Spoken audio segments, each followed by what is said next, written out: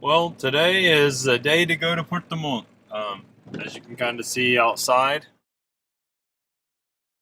it's not the best of climate, typical for this area. I mean, November's a time when it's kind of trying to make up its mind between autumn and or winter and summer. I mean, they call it spring, but it's not like spring I knew in the States because you just basically have two extremes. You have a day of summer where it's all sunny, beautiful, warm, and then the next day or halfway through the day it changes to be a day of nothing but pure rain, and like today it's I think 42 degrees outside. So it's very drastic here. You just have to kind of be prepared for everything. One thing I've learned here is to wear layers, not like a heavy jacket, but wear multiple layers because throughout the day you might have to take them off or put them back on.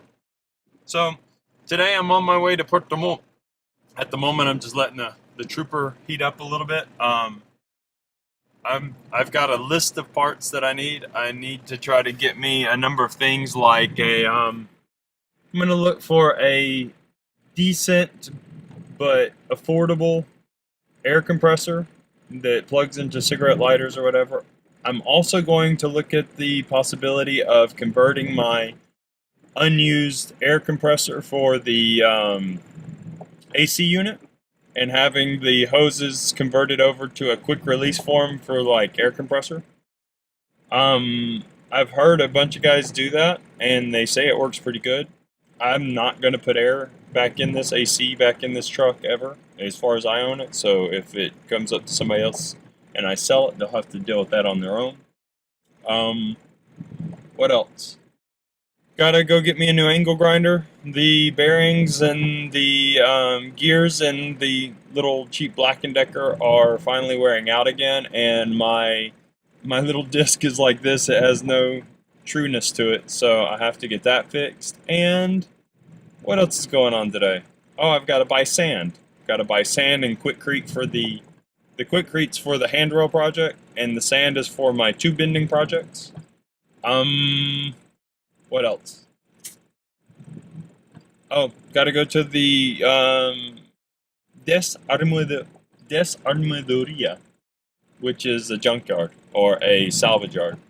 So I've got to go by there and see what Hardee's has got. That's the name of the salvage yard. Looking for a couple of Chevy Love two-wheel drive front hub units. And then I've got to go by a machine shop and see if they can fabricate me up some turn some spindle hubs, axles for those so that I can use them in the trailer. And I've got to go by like a million little stores to get one piece here, one piece there, and all that. And I'm also still on the lookout for a hood scoop because, as was mentioned on Isuzu Trader last night, I do have a top mount intercooler and it has no scoop in the hood, so it's not getting any air flow. And of course, that's robbing me of torque and horsepower, and it's actually robbing me of some economy as far as miles per gallon or kilometers per liter goes. So that's what I'm off to do right now. So we'll see how it goes. But before I do that, I've gotta open up like 15 million gates and get through a bunch of stuff, and then I can get what I need because I got to get out of the farm property first. So I'll keep you guys updated as to what I'm doing throughout the day. So I'm entering into Puerto Varas now. So it's Puerto Varas is just a little town near where I live, and it's mainly touristic. It's one of the most popular tourism towns in Chile. There's another one about 3 hours north of us that's called what is it called? Villarica, or in English, as most people would say, Villarica. And these are probably the two most popular towns to come to for Chileans and foreigners to climb the volcanoes or whatever, because you can get to the top of both the volcanoes here and in Villarrica. You can get to the top of Volcano Villarrica by climbing it, and it's fairly, I mean, it's arduous, but it's not too bad. And then here is Osorno, and you can also do it with a guide, but Osorno is a little bit more difficult than Villarrica, I understand. There are ice caves and all kinds of interesting stuff. So, and you can see down there a guy fishing with a can and a piece of fishing wire. They do that a lot here. They just use a can and a piece of fishing line with a lure, and they throw it out and reel it in by hand. And I've actually done it. It's not too hard, and it's kind of cool. You guys can read it from here, but that little white work truck up there at the gas station, Dong Fang or whatever it's called. There's a bunch of those kind of vehicles here, like Chinese or whatever, and they have different names that I've never heard of, and they sell a lot of them actually, but I mean, they're just like no-name companies, kind of, you know what I mean? So it's kind of weird here because a lot of these companies you're kind of taking a chance on when you buy them, and they buy them specifically because they're just cheap. I mean, really cheap. Like that truck back there may have cost $25,000 US or $20,000 US, so that's why they do that. But there's a bunch of that kind of stuff here. Companies I've never heard of, and some that evidently are pretty big in Europe that I've never heard of either. But I'll show you some more as I find them.